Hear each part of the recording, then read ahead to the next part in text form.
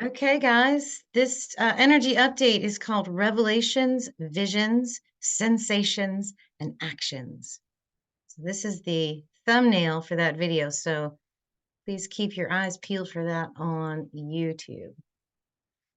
All right, let me talk to you guys a little bit about just a few announcements and then sort of how I see things happening in the sky right now. So, number one, the big one I'm super excited about is that a group of some very high astrological quotient folks, high AQ guys, we're all going to get together on the 29th of uh, March at 8 p.m. Eastern Time, and we're going to have an eclipse roundtable. So we're going to discuss everything eclipse. We're going to bring our collective knowledge together for you guys to understand how the energies are going to play out for you. We're probably going to take the eclipse through your houses and signs as well. So do check that out. Also, eclipse readings for this season 2024. I am doing those. I'm going to leave some links below in this video so you guys can check that out. It's at a discounted price for now until about next week, unless I have to start a waiting list. After that, it's going to go up a little bit, but these are amazing. Eclipses are very unique energy. Right now in the sky, what it's going to look like doesn't have a lot of bad aspects, but depending on what's actually happening in your natal chart, it might be interesting. So the only way you're going to be able to do that is with your favorite astrologer. If that's me or somebody else, you definitely want to check that out. Also, I dropped a new moon video this morning. It's doing very well on YouTube. There's a bonus meditation at the end where I take you through an intention setting exercise. It's called the dress rehearsal. That's what the video is called. But the meditation at the end is very, very nice. So do check that out. I'll leave a link for that as well. You guys will see my posts. All right, let me pull up the transits. I'll share my screen and we'll see what's happening. So let's get into this. Okay, let me move my face down here. This is basically a time map, and what you're seeing is the planets in the sky aspecting the other planets in the sky. This is not a personal natal reading. If it were a natal reading, what you would see over here are your natal luminaries. So what we've got is Mercury, Sun, Venus, and Mars, and that's essentially the title of this talk.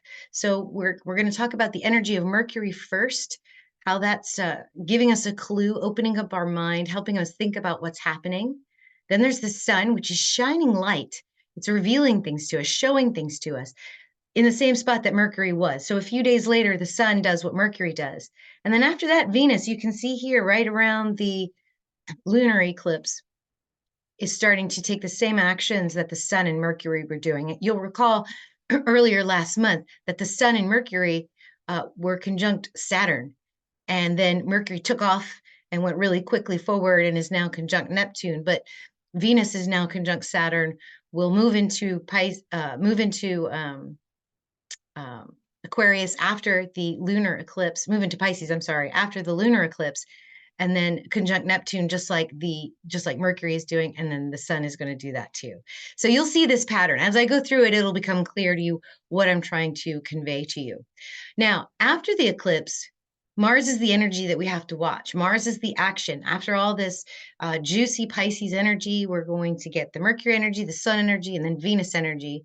So we're going to think, see, feel, and then it'll be time to take action. So after the eclipse, as we develop this energy, it'll become clearer to you guys. All right, let me dive into this first aspect. What I have here is, oh, hey, Crystal, thanks for saying hello and writing a comment. I really appreciate that. I'm just going to give you a little like right there. The first aspect is Mercury conjunct Neptune. So this is basically from March 6th to March 9th, okay? And I don't know about you guys, but wow, I have been having some very bizarre dreams, very realistic dreams, sometimes disturbing dreams, and it's amazing. And I believe it has to do with this energy right here. This planet of our thinking mind, it's immersed right now in the watery depths of Pisces, conjunct the ruler of Pisces, which is Neptune. And how does Mercury attain its enlightenment? Through the transmission and the reception of knowledge. And Neptune attains enlightenment through all that's possible. So this is all dreamy thoughts, thoughtful dreams, intuitive thinking, bubbling up from the depths of our subconscious. Right after that, Mars squares on Uranus. So here's the hint that Mars is coming in and going to be the action phase of this eclipse energy after it passes. Venus just did this, the sun just did this, and so did Mercury. So now we're going to have Mars conjunct Uranus. This is from March 7th to March 11th. Mars is the planet of action, and he attains enlightenment by enacting the will of spirit. So willing to do whatever it takes while transiting through earthy Capricorn. Actually, you know what? Let me pull up a little wheel here. Don't get too confused about the inner wheel. Pretend that's not there. What you're looking at is essentially, as we move this through, you're going to see the outer ring move. And that's the way the planets are moving through our sky right now. So let me put that back in order. Sort, entering, okay, sort. Okay. So the first thing that happens, oh my gosh, you guys, here, let me fix it. There we go. So the first thing that happens is this square to Uranus. So the planet of action in earthy Capricorn, you can see him right here. Mars, Mars is creating tension with the freedom-loving rebel planet in Aries. Now, as Jupiter, as you can see over here, Jupiter is approaching Uranus, and there's a quickening of expansion. So I don't know about you guys, but February felt like the longest month ever. Even though it was really short, it's the shortest month we have, it felt very, very long. And so as Jupiter approaches Uranus, separates its sextile with Saturn, Mars squares on Uranus, there's going to be a faster energy. You're going to feel like time is speeding up. It's going to be a very expansive, metamorphic, wild energy. So don't take any actions that might ultimately trap you. That's the only square in this transit. So that's what I would say. Just be careful of saying yes or being very excited about doing something that may trap you later. Now, the sun is going to sextile on Uranus. Mercury did this just a few weeks ago or a few days ago. So this is opening up our mind to the unique, original, new ideas. That's what Mercury did. So you'll soon see this pattern. Now, as the sun moves from Aquarius to Pisces during this transit, Venus will also move from Capricorn to Aquarius. So here you see it right here. Let me pull this up. So the sun moving into Pisces right here, and Venus moving into Aquarius. So there's going to be a huge shift this weekend, starting tomorrow.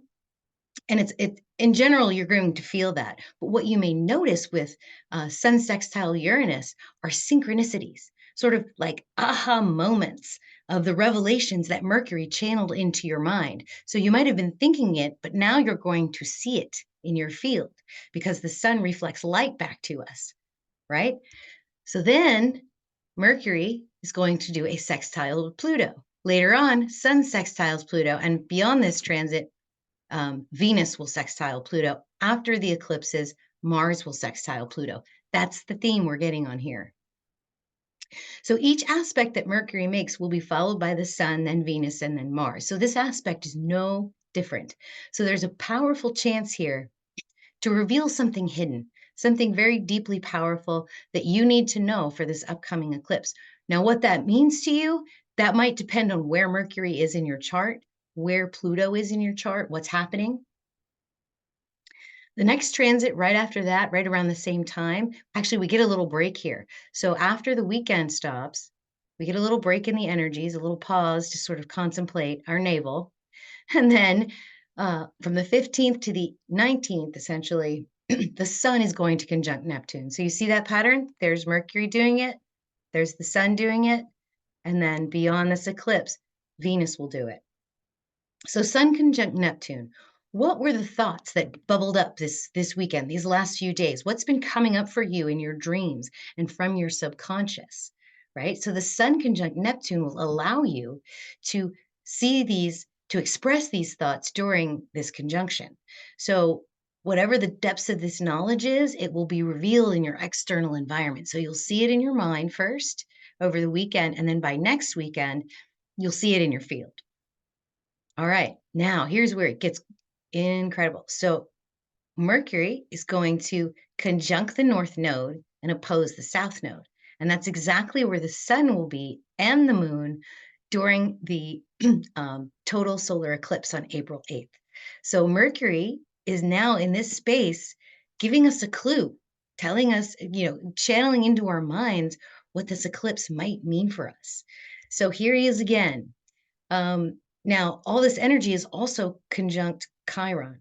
So with North Node in Pisces, South Node in Virgo, I'm just going to kind of go off on a little tangent here of what this axis in particular means for me and what I think it means for our collective. The North Node is our collective destiny, right? So it's where we are going as a collective soul, so to speak. Pisces is about universal love and oneness. And that's where we're all trying to go, right? You have Chiron there, which is our deep subconscious wounds. And what have we all been dealing with? The wars in the world, the strife, the disconnection from one another, the disconnection from self, the disconnection from spirit. And so Mercury might be telling us it's time to integrate those wounds. Get on that. Do that now. This lunar cycle is the chance to do that. Okay. I have a really nice video, that dress rehearsal video for the new moon that dropped this morning, that meditation that's at the end of it is about setting intentions. And so Mercury moving into this space, the 17th, 18th, and 19th, might give us an idea of what personal intentions we need to set for ourselves in order to achieve this collective destiny. Meanwhile, the South Node is in Virgo. What's Virgo? Virgo is Virgo is the earth. It's the stuff we create. It's the practical life we live in. It's our karmic energy. It's what we do every day. It's our patterns. So we have to go from this energy to this energy in our evolutionary process.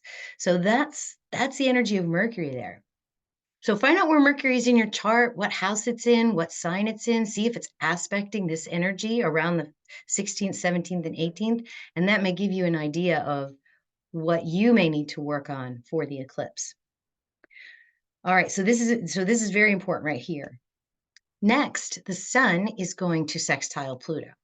Are you seeing the pattern now? So sun sextiles Uranus, Mercury sextiles Uranus, Mercury conjuncts Neptune, sun conjuncts Neptune. Now the sun is going to sextile on Pluto.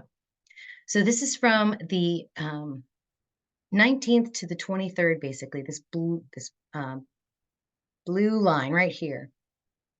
Sun sextile Pluto. Where is Pluto in your chart? Okay, so what is Pluto aspecting in your natal chart? These are long, long transits, okay? And this eclipse is going to comment on that long transit for you. So here comes the sun. So Mercury said, okay, here's that Pluto energy for you. What are you feeling? What are you getting in your mind? And now the sun's going to shine light on that long transit for you. So it might not only help you with eclipse energy, but also with your long Pluto transits. So it's highlighting and shining light on that longer transit. Now, the sun in harmony with Pluto is extreme power. So this is a very powerful transit. But in disharmony, if you have some squares or if Pluto's doing something not so nice to your chart, it could be obsession. So what are you obsessing about? Mercury's going to tell you right here over this weekend, what am I obsessing about? Now you'll see it. So first you'll think it, now you'll see it. What do I think about power? Now you'll see it, okay? Are you getting the pattern? So as we move forward past this lunar eclipse, this energy develops even further. Okay, now comes Venus energy. Y'all didn't think I would leave out Venus, did you? I'm a Venus specialist. I love Venus. Venus is my chart ruler. I am very much in touch with Venus energy. A lot of astrologers will just sort of gloss over Venus and say, it's about relationships. It's about harmony. It's about balance. And that's all nice stuff. That's all wonderful stuff. But she's so much more than that. She's literally the divine feminine energy, that divine feminine polarity that everyone has. But not only that, she's the divine spark of creation inside of you. She gives you that, that inspiration to do something, to take that Mars energy and do something. She gives you that inspiration to write or to think, which is Mercury energy. She's literally the thing that drives you. Her goal here on Earth is to attain enlightenment and knowledge through sensation. So that's her job here, to come into the earthly plane to feel all the things that she can feel through the body, through the mind, through the heart, through the soul, and then give it back to spirit. And I would say to experience even the big transitions of death, birth, rebirth, and ascension.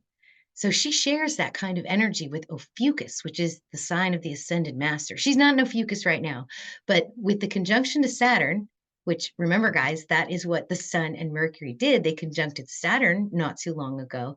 Now Venus is doing it. Now, the Venus transits through Aquarius. I talk about this in great detail, and I also, at the very end of it, have timestamps for you to find the house that you have Aquarius in your natal chart, and you can listen to that quick read about Venus conjunct Saturn and what that might mean in your chart. So now she's where both the Sun and Mercury were the last weekend in February. This is the sensation part of it.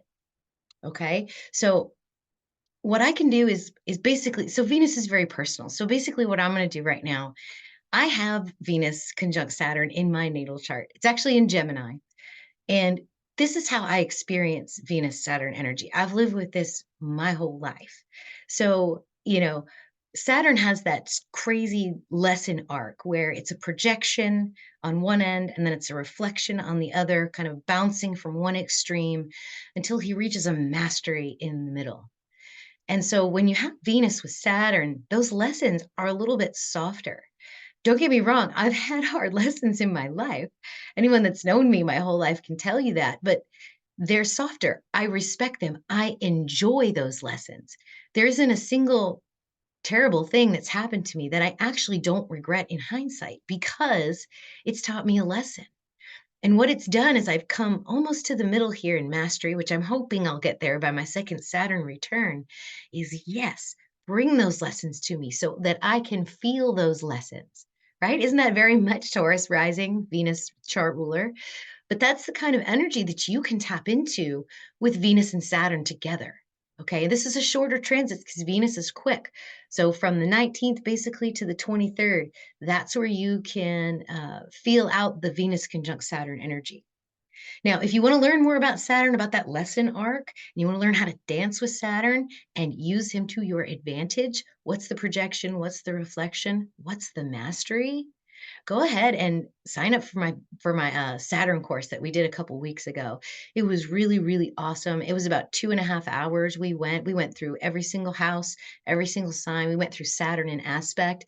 And I really think I was able to present Saturn in a way that we don't have to be afraid of it. We don't have to look at Saturn necessarily as a malefic, but as our wonderful master and teacher through this life so that we can experience, so that we can create, so that we can come forth to the world as a creator.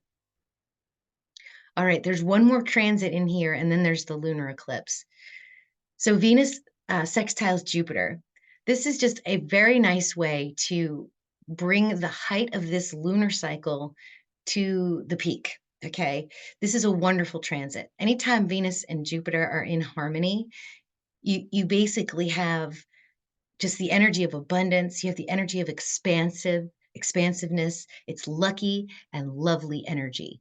So right before the moon is a swelling energy. So you're going to get this swelling lunar eclipse right as Venus is sextiling Jupiter. And there's no other bad aspects going on. I mean, unless your natal chart is having some bad aspects. But in general, the collective should feel good and expansive when this full moon occurs on the 25th. Okay, so what do you say we take a look at that eclipse real quick? Let me go into my files and just grab it. I have to remember where I put it. Hang on. I should have had that ready. So sorry. Let's see. You know what? I'll just do this. We'll just go into Prometheus and I'll go right to the date. Let's just do that. Edit chart. You guys can see how we do this. This is the magic behind astrology. 25. Okay, view chart. We'll just take a quick peek at the sneak peek. I'm going to do a more in-depth video on this, but I want you all to see this incredible energy. All right, so there it is. That is the full moon. That's the next full moon. This isn't a total lunar eclipse, you guys. This is what they call a penumbral lunar eclipse. So the moon will look a little bit darker. It will also be a bigger moon. And so really no harsh aspects, right? Just the opposition. Um, Here you have Venus conjunct Mars. You've got Venus, actually yeah, and then Sun and Pluto and the North Node and Chiron and Mercury. Now, the other thing that happens at the end of this transit is that Mercury goes retrograde, you guys. This is crazy. So on April 1st, right after that lunar eclipse, let's just take it forward a few days. Watch Mercury right here and watch Jupiter and Uranus get closer and closer together. So here it is. Look at that. Mercury's going retrograde now. We've just passed the eclipse.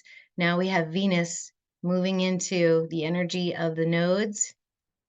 And then a few months later, Saturn will come through the same energy, Mars will come through the same energy, conjunct Saturn, conjunct Neptune, we'll move through the nodes in Chiron. Okay, so we've got a lot of very interesting energy. We have a nice pattern that we can work with where we can get the information from Mercury. We can use the sun to help us see all the beautiful synchronicities that from the downloads that we get from Mercury. Then we have the opportunity with Venus energy to feel it in our soul, to feel it in our body, to feel it and express that energy. And then a few months later, we'll have Mars. We'll know exactly what actions we need to take. Okay, so that's my interpretation until the next full moon.